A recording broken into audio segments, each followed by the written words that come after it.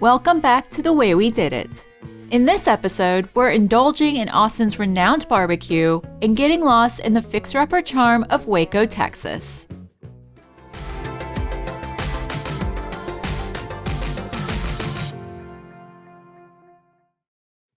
After surviving Big Bend's desert and our Fridge-mageddon of Maverick Road, we decided it was time to trade in the solitude for some civilization.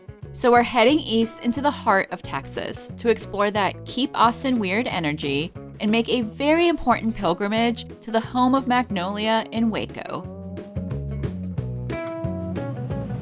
Where's the driver, Dave? There ain't nobody in there. There's a ghost. Get out of here. It's haunted. This place is weird. Austin is a city that practically runs on good food and weird energy. We found everything from specialty coffee shops operating out of vintage trailers to a massive shopping district on South Congress. A place packed with lively restaurants, eclectic boutiques, and those famous murals you see all over Instagram. But if I'm being honest, Dave and I were really here for one thing: legendary Texas barbecue. All right, we cannot leave Austin. Can you smell that? Without getting barbecue. Barbecue. Yeah, so we're gonna go to the Salt Lick. It's been recommended by a lot of people, mainly because it's open all day so they don't run out of the food. So we're gonna go and get the takeout. Yep. The Salt Lick's giant open-fire barbecue pit has been piled high with meat since 1967, using family recipes for over 6 generations. It all looked and smelled so good that we couldn't resist trying a little bit of everything. All right, I hope you can hear me. The AC is on. But got some barbecue. I got a chicken meal. Dave got, what did you get? I got the plate that Papa ate. So I think this is Thurman's plate. It's got sausage, got brisket and a rib. It did indeed taste as good as it looked. It was all perfectly smoky with that signature caramelized crust. This was exactly the feast we were looking for. There was just something about eating a world-class barbecue feast inside our truck camper that made our entire Texas trip feel official. All right, so here is where we're parked in a park. We're gonna take Hatch for a little walk, try to work off some of this barbecue, which was really good, by the way. And yeah, I think Dave found a disc golf basket, so we might throw some discs. You gonna sling some discs?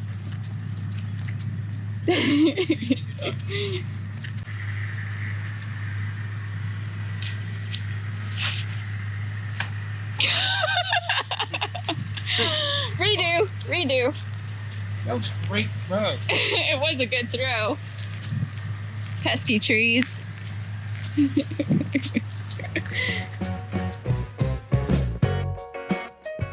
With our barbecue cravings finally satisfied, we headed back to our home base for the night. We stayed at the East Austin KOA, which was a convenient 25-minute drive from the downtown hustle. We booked a pull-through site with full hookups that came with a grill, picnic table, and fire pit. The campground had everything we needed to reset, including a dog park for Hatch, a swimming pool, and some of the best showers we've had on the road so far. It was a great spot to recharge before our day trip to Waco the next morning. We're at the silos. Wait Joanna! Chip! For the first time, and now I'm embarrassed of you. I'm a pretty big Joanna Gaines fan, so I could not pass up the opportunity to see the silos in person. For those who don't know the backstory, Joanna and her husband Chip are famous for fixing up houses and putting their hometown of Waco in the spotlight. And these old forgotten silos were their biggest project yet, transforming them into a beautiful space for the entire community. Of course, my first priority was food related.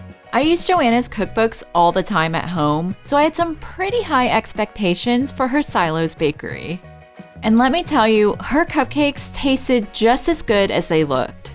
Dave and I love them so much that we actually stocked up on quite a few for the road ahead. Walking around the grounds felt like its own little village within the town. There were so many curated shops to browse through, an incredibly gorgeous gardening center, lots of food trucks, Really cute courtyard. Area where you play wiffle ball and kickball and cornball. All of them. Any ball you want. It's real cute. even a coffee shop that was perfect for a post-cupcake caffeine fix.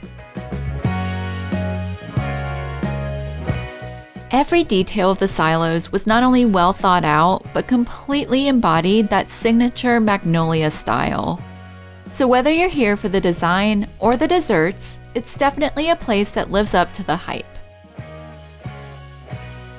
It was such a sweet ending to our time in Texas. We feel like we've gotten a fantastic overview of the state, from the desert floor to the city streets.